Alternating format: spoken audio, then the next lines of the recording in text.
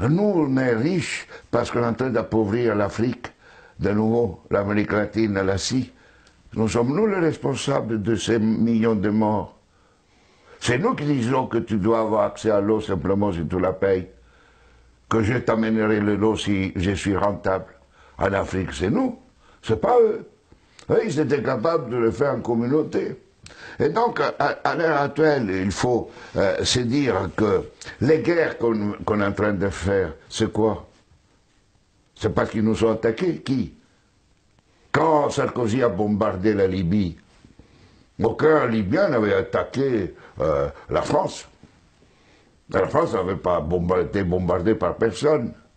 Et nous, quand les Américains ont bombardé Bagdad ou l'Irak, parce que c'était l'ennemi du mal, tous ces millions qui sont morts, et tous ces millions de réfugiés syriens, irakiens, etc., c'est qui eux, ils sont voulus. Et nous, on a le courage après de dire, je vais t'aider pour rester chez toi. Hein? Alors qu'on les a créé les conditions pour qu'ils doivent fuir. Et nous, on va dire hypocritement à cette Europe qui hypocritement donne 6 milliards à la Turquie, 2 milliards aux Libyens pour pouvoir tenir les gens qui viennent d'Afrique, où on est en train d'alimenter, nous, les guerres. Mais il faut s'arrêter de se raconter des balivernes ici. Hein? Il faut arrêter.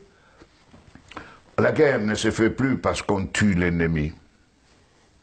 La guerre est devenue, grâce à la technologisation, elle était aussi d'avant, mais elle est devenue une activité économique la plus rentable après l'industrie pharmaceutique et l'industrie informatique. On fait la guerre parce que c'est rentable.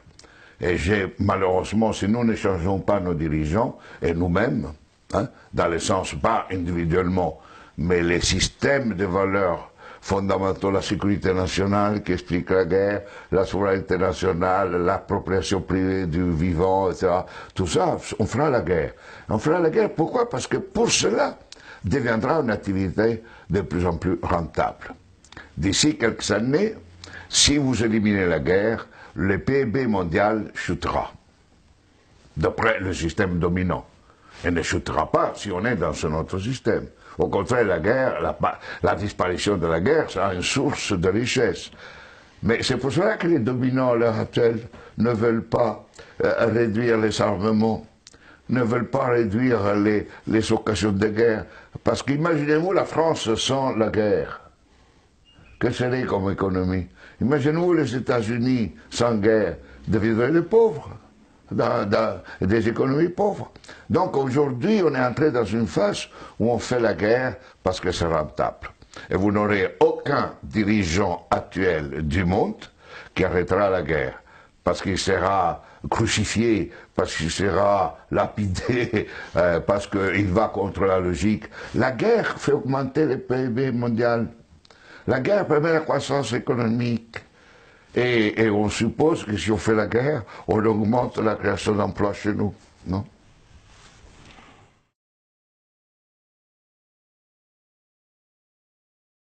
Et on oublie de dire que nous avons également apporté le sida lorsque nous avons utilisé le peuple congolais comme des cobayes pour réaliser nos vaccins contre la polio. Désinformation et hypocrisie une fois de plus.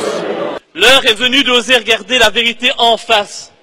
D'oser reconnaître que jamais notre pays n'aurait pu se développer comme il l'a fait, sans avoir pillé les richesses du Congo, sans avoir pillé les richesses du Congo, sans avoir pillé les richesses du Congo, sans avoir asservi le peuple congolais.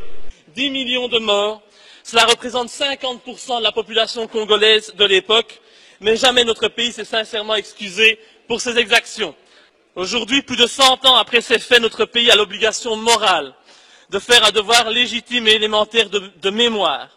Le Congo est pour toujours un pays frère, un pays sans lequel jamais la Belgique ne serait devenue une grande puissance européenne. Le règlement, c'est le règlement.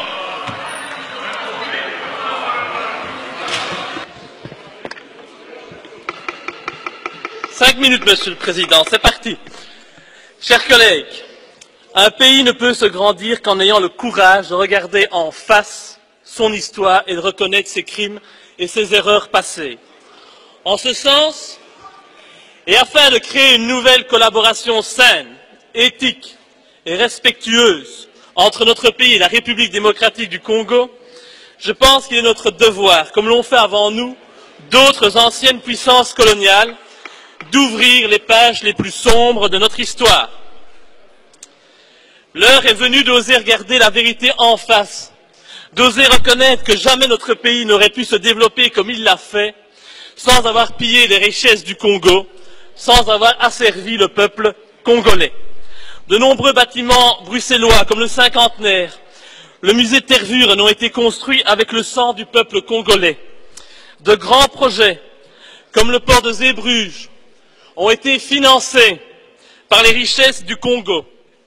Le travail forcé imposé par Léopold II, le roi des Belges, avec l'assentiment du Parlement entre 1885 et 1908 ne s'est pas fait sans mal. Des populations furent massacrées, domptées par la force par l'envahisseur, des femmes furent violées par les représentants de l'autorité coloniale. La déportation fut pratiquée, sans oublier la tristement célèbre coutume colonialiste des mains coupées, qui toucha également des enfants. Après le règne de Léopold II, la colonisation a elle aussi fait de nombreux dégâts et de multiples victimes.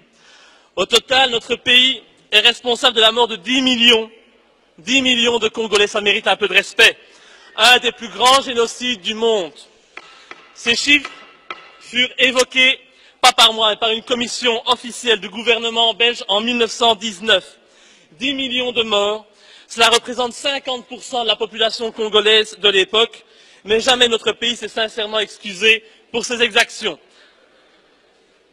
Bien sûr, le comportement brutal des colonisateurs était monnaie courante à cette époque.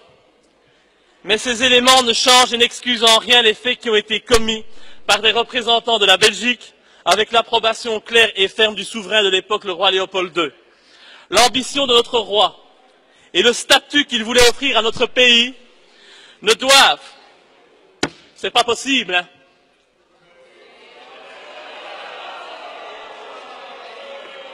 respectez, s'il vous plaît, les morts au niveau du Congo.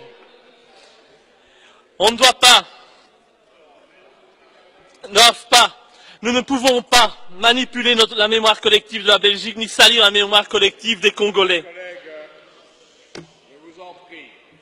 Aujourd'hui, plus de 100 ans après ces faits, notre pays a l'obligation morale de faire un devoir légitime et élémentaire de mémoire.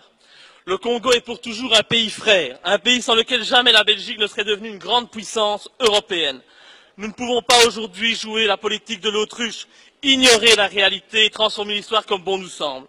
En tant que démocrates, nous devons nous excuser pour le mal que nous avons causé au Congo. C'est bien la moindre des choses. En hommage aux Congolais qui ont connu le travail harassant, exigé en échange de salaires qui ne leur permettaient ni de manger à leur faim, ni de se vêtir ou de se loger décemment ou encore d'élever leurs enfants comme des êtres chers. Pour ceux qui ont connu les ironies, les insultes, les coups matin, midi et soir, parce qu'ils étaient des nègres, ceux qui n'oublieront jamais qu'un noir, on lui disait simplement « tu », non pas comme à un ami, mais simplement parce que le « vous » honorable était réservé aux seuls blancs.